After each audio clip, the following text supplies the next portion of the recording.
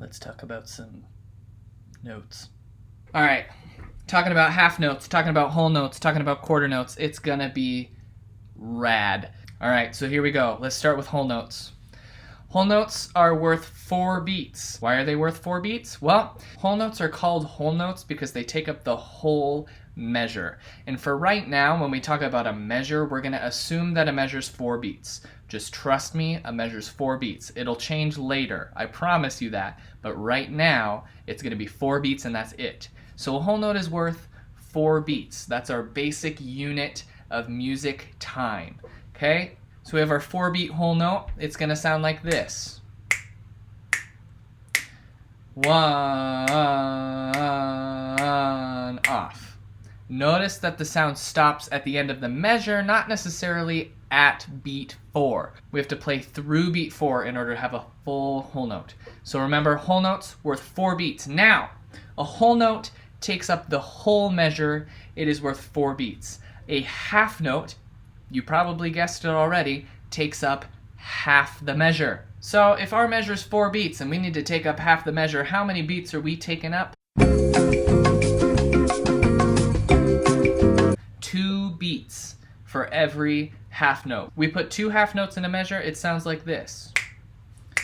1, 3, off. So each note took up 2 beats. 2 half notes in a measure adds up to those 4 beats. We still have our whole measure. It's just in 2 notes instead of 1. So our whole note, 1 of them fits in a measure. It's 4 beats. Half notes, 2 of them fit in a measure. 2 beats each. Quarter notes. Let's look at Mr. Barker's favorite dessert, which is a pie. We take a pie, we cut it in half. Those are our half notes. So a quarter note, we cut it in half again. Now we have quarters. So if we have 4 beats in our pie, we have 4 slices in our pie, there is 1 slice per beat. That means each quarter note gets 1 beat. In a measure full of quarter notes, it's going to sound like this. 1, 2, 3, 4. So basically, per each beat, there's a note. So relatively simple. We have our whole notes that are worth 4 beats. We have our half notes that are worth 2 beats. And we have our quarter notes that are worth 1 beat. But what happens when we mix them? Well, the good news is when we mix them, there's actually not that many possibilities as to what we can make rhythmically. So here are all the possibilities. I'm going to list them out for you right now. We have 1 whole note, 2 half notes, 2 quarter notes and a half note and 2 quarter notes, a quarter note followed by a half note, followed by another quarter note. And that's it.